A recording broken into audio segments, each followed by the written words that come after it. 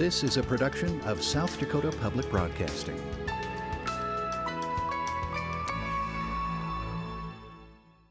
Donors to the Explore South Dakota Fund support the production of local documentaries and other programs of local interest presented by SDPB. Friends of SDPB appreciates their support of this program. Driving the roads of South Dakota today, a cell phone provides any route we need. Yet not long ago, a piece of paper dubbed the highway map called the shots. Sure, with the press of a button, we get the fastest route available. But why not venture off that digital path and discover a tangible moment in time, a historical landmark, or a personal story different from ours? Join me as we crisscross the South Dakota countryside on Dakota Life Detours. We travel to an area west of Oneida, where a former slave stakes his claim in Sully County.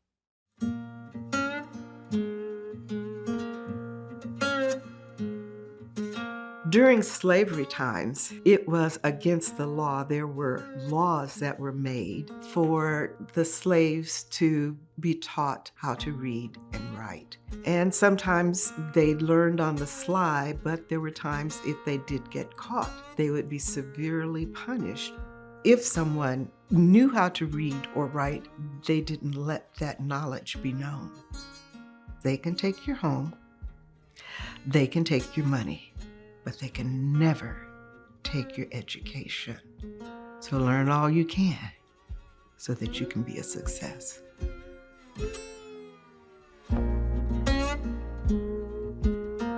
I can't even begin to express the horrible things that was in their background, their ancestors had endured. And now there is this proclamation that says it's over. And now you can go forward and do something and be the man and women that you've always known you could be, but were never allowed to be. To think that during the middle of a crisis, during the middle of that war, that proclamation freed all of those people. How would that feel? How could you wrap your head around that and then move on and make a plan? Okay, now I'm going to do this. Where am I going to go? How am I going to feed my family? I think everyone who moved north or west wanted to get away from the culture of the South. There was no re-educating former slave owners. I don't think there were very many abolitionist ideals in the South. And, oh Lord, this is going to sound terrible. Once a slave owner, always a slave owner. So they had that mentality about African Americans and their place in their society. So if you had your own society and your own land, then you wouldn't have to be treated. Demeaning isn't a good word. It's far beyond demeaning.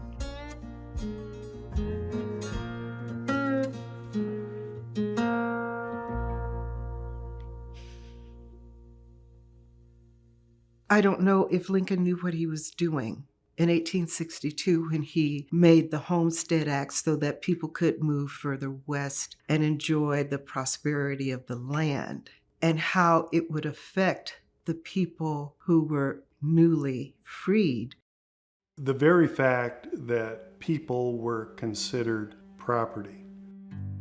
Wives and children could be sold away from fathers. Families could be split up. And then to get to the revolutionary idea where those same people that were owned property could then own land of their own and shape their own destiny. It made this country. It made our neighborhood. It was revolutionary. There's no racial disparities, there's no gender disparities. Anyone has this opportunity. The code of the homesteader, if you worked hard and you minded your business and you did it well, you had the respect of everyone. And with the Blairs, with the Magruders, with the Speces, with the people who settled there in the Blair colony, that was what the neighbors talked about, was how hardworking they were, how industrious they were, how committed they were to making something of themselves. Because that was at the core for all homesteaders. Here was our opportunity to be more than we were before. They were using the Homestead Act, but many of the people who came were already prosperous. So they had about a 10-year time frame so that they could amass wealth, and if they were forward-thinking, possibly move to a new community where they didn't have to interact with the people who had enslaved them, so that they could be on their own and prosper for themselves. You know what's amazing to me, the evidence that we have that Norval Blair left Tennessee and then landed in central Illinois. But then to have the home state of Abraham Lincoln and people who profess to carry his values treat them so badly. They were denied the vote, swindled in land deals and financial deals, and they decided there's got to be a better place. And I think it was at that time that his son, Ben, and PH then headed west looking for land. They sent word back that it was a place for everybody to come to. So in 1884, they moved from Illinois to along the Missouri River in Fairbank. Early on, Fairbank was actually targeted as possibly going to be the capital. There was talk that the railroad was going to come through there and it would cross the Missouri there. But as with many of those stories about where the railroad was going to go and where the railroad actually went, it wasn't the same thing. So Fairbank was one of those towns, it blew up.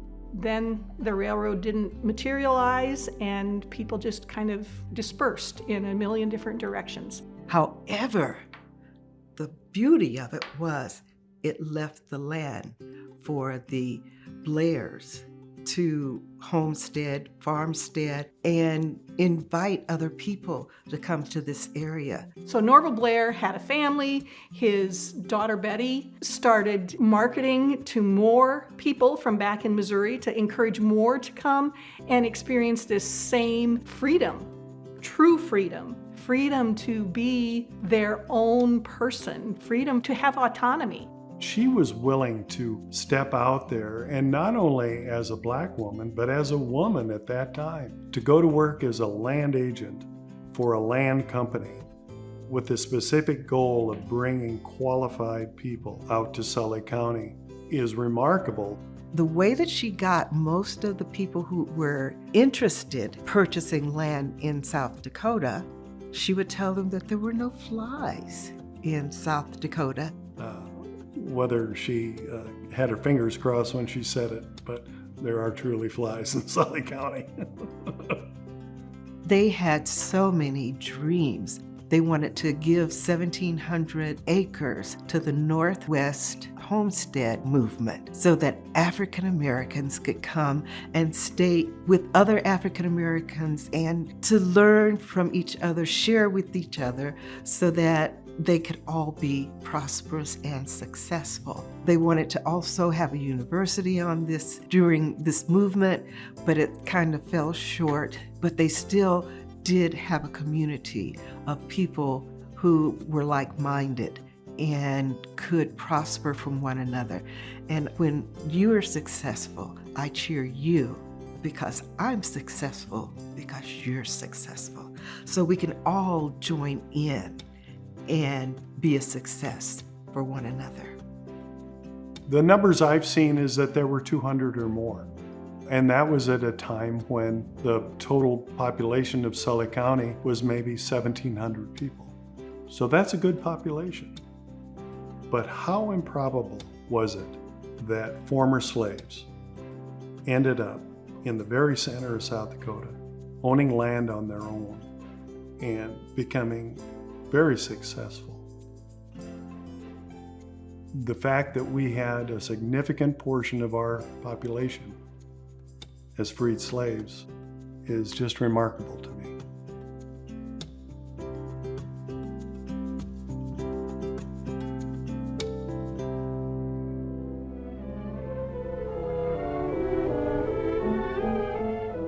There was this idea, the rain will follow the plow, and so let's just plow up as much of this countryside as we can, and then the rains will come. But what we know is that the rains didn't come.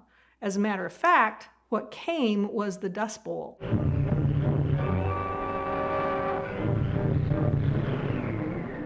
The 1930s were hard, and it didn't make any difference what your gender was, your race was. Sully County suffered during the 30s.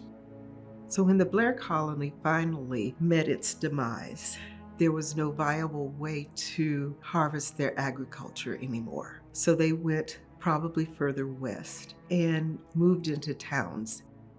I'm thinking that they were all optimists, and no matter what they had endured in the past, they believed that there was always something better. In the old days, we would call it grit, the grit that those people showed. Because, yeah, there could have been an excuse that I was born a slave and you can't expect much of me, but that wasn't their deal. That wasn't their deal. They came here for a better life. They came here to make their mark and to make a better life for their kids and their families. Isn't it really something to think of? Because for many of those of us who are white people who have lived here, owning land is just it always was. It was always an option. So to put yourself into the shoes of someone for whom it was not an option for years and years, and then to hear the news, it's one of those things, if you want to get into the real idealistic American dream, that's what it was all about. It's this equal opportunity for everybody. Remarkable. Under their circumstances, it could not be possible, but they did not know that. They wanted to be just like everybody else. And once they got their freedom, they could be just like everybody else. There may have been setbacks, but there was nothing but hope for the future. And it all depends on what you call success. Perhaps they might have had just a little plot of land, and that was their success. And if you look at them, were they successful? I'm thinking that they were pretty much like me. Oh no, that's just something I did, because they lived their lives the way they saw fit. So, what do you call success?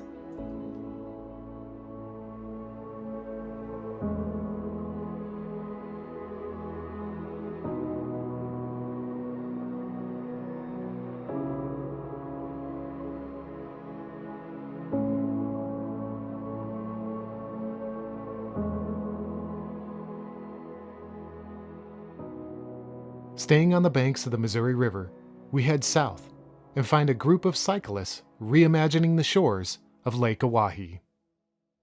Are there times you don't want to ride, and then when you get out there, you're glad you did? Yeah. Talk about that.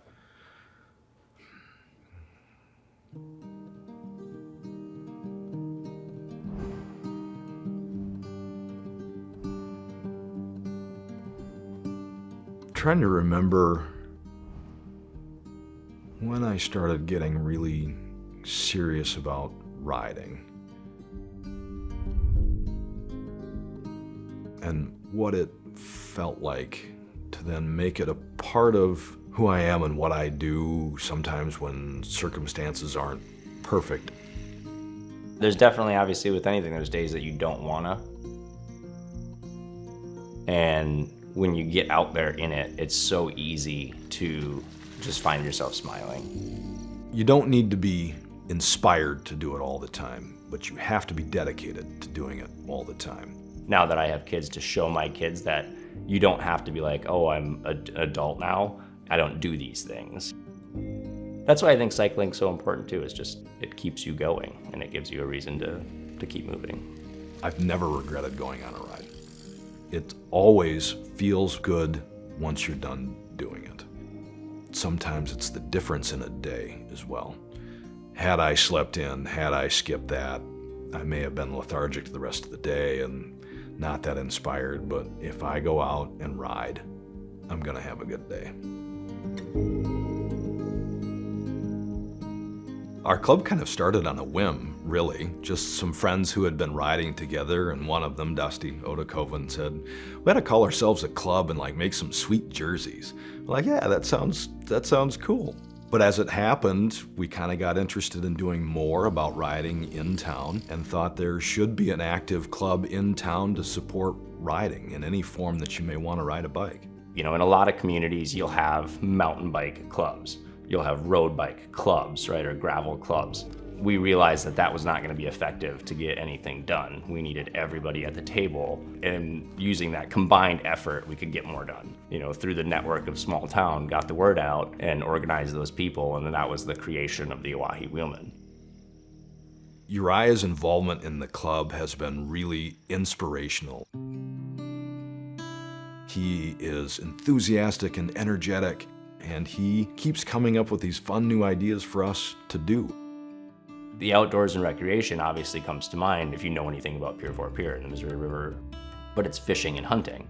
And it's really, it's so narrow focused on that scope that I feel like people are staring at the river all day fishing, but the bluffs to me, when I looked up at them, I look at a little hill and I'm like, ooh, you could, do this or that. It's not a huge mountain, but there's fun stuff in there. And actually for mountain biking, it's almost perfect. The West Shore Trails is one of the proudest accomplishments I think the club has had in its time. It really is hand-built with love, and it's a place that I love to go ride. That is all hand-built single track. So when we talk about what trail is really old school, all built with a tool called a Pulaski, essentially a pickaxe on one side and an axe on the other. It took us 3 years to do that 5 miles worth of track out there. In fact, we even tried one day with a tiller. We took a tiller out there and thought, well, we might be able to get some accomplishment, and it destroyed the tiller. The grass that's out there has a root system that's impenetrable and can take 6 to 7 of the hardest whacks you can with a Pulaski just to bust a clod of dirt free. I myself have, well over 500 hours of just hand building trail, just swinging a Pulaski and a shovel out there. It also takes a lot of work to maintain those trails, and I will absolutely do the work to maintain the trails so that I get to ride there. I don't balk at the number of times I have to go out there with a brush mower or some big bladed weed eater, because it brings me joy. It really brings me joy and peace to be out there, because it's one of the most beautiful places on earth to me.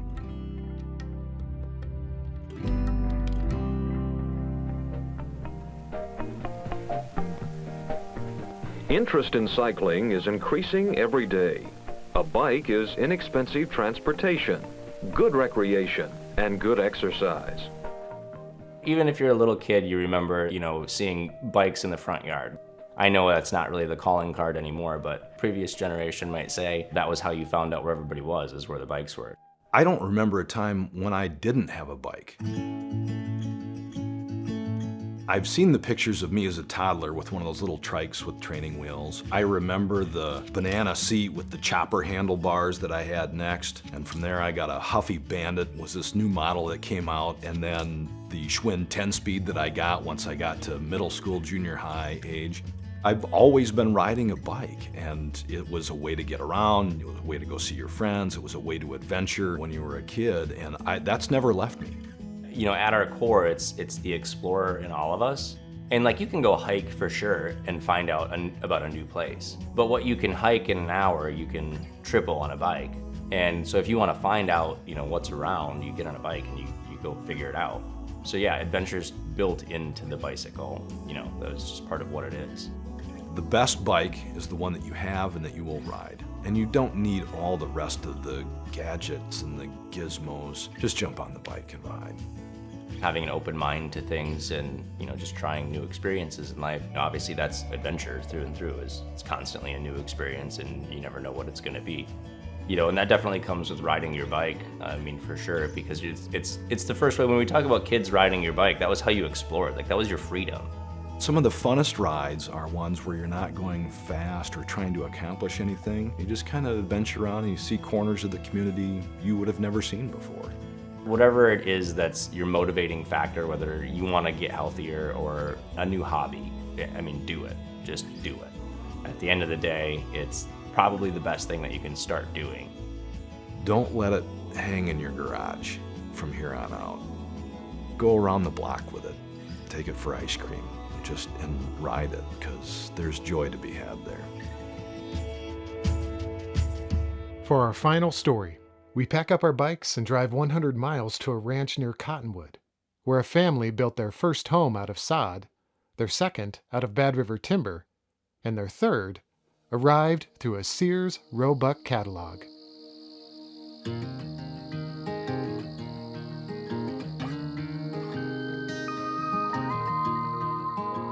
I remember as a kid, I didn't have a lot of friends that got to come home very often because we lived 23 miles in the country. But, I'd get to have a friend home and we'd come in the house, and I was like any kid. I wanted to just run upstairs, go play in my room, or go do whatever we were going to do. And you would come to the house and they were kind of taken back. My friends were like, "Oh, that's your house?" Yeah. And so we'd go inside and then they would kind of stop, literally stop and look around.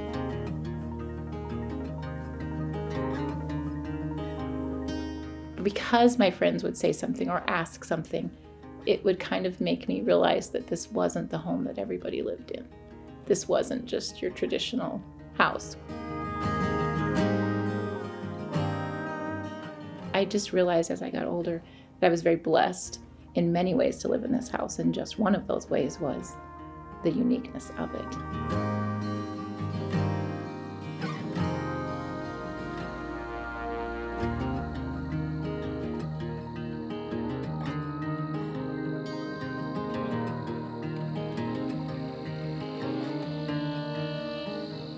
1903, my great-grandpa, he came out with these two older boys and looked around for some land.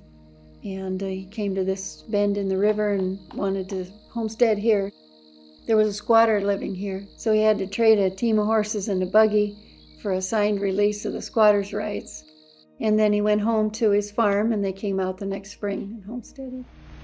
Past are the hazards of the trail, unknown streams, the dreary monotony of day after day under the blazing sun. For their present home, they will use the small dugout built last spring during the planting and cultivation of the first crop of corn. First of all, they came out with whatever they could haul in their wagon. You had to come with it, or you had to do without it, or you had to make it, or create it, or find it. The first challenge was that someone stole the logs that he dealt for, and so they had to live in a dugout on the creek bank. I can't imagine having dirt over your head, dirt on the floor, dirt all around. You know what's in the dirt. Animals, creepy crawly bugs, and just the dirt. How do you sweep the floor? How do you keep a house like that clean? My great-grandparents had 5 children when they came, so they weren't completely kids. They'd already suffered their ups and downs, and one was that the banker skipped with everyone's money, so they were starting over on financially too. So here you are. You want to start your life. You want to build a home. You want to buy a place. And what resources do you have to do that? If you were blessed with some type of family resources, and as you came out here, wonderful. But many people were not. And then they were not able to go in and say, hey, can I get a loan? I'm going to, buy this many cattle, or I'm going to build a home or build a barn, and were turned down. When my great-grandparents ordered this house, they didn't want to take out a loan because of their past experience. So in the case of Sears Homes, they actually would offer a mortgage. They would finance their customers. They even advertised that they would finance a single mother or a black family, which must have been something the banks wouldn't do.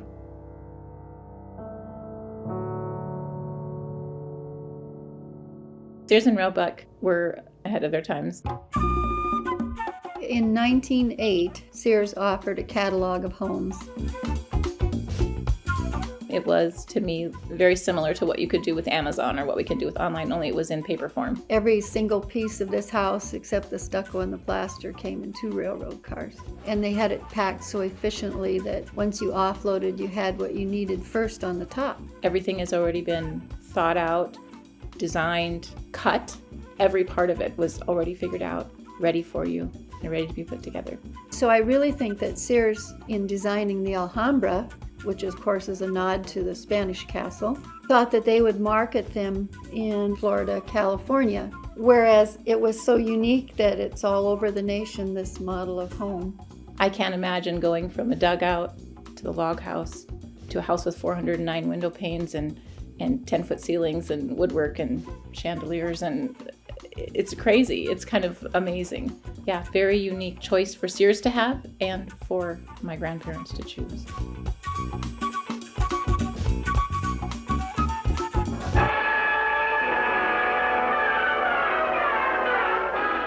was panic. 16.5 million shares of stock sold in a single day. Sold hopelessly, desperately, at any price.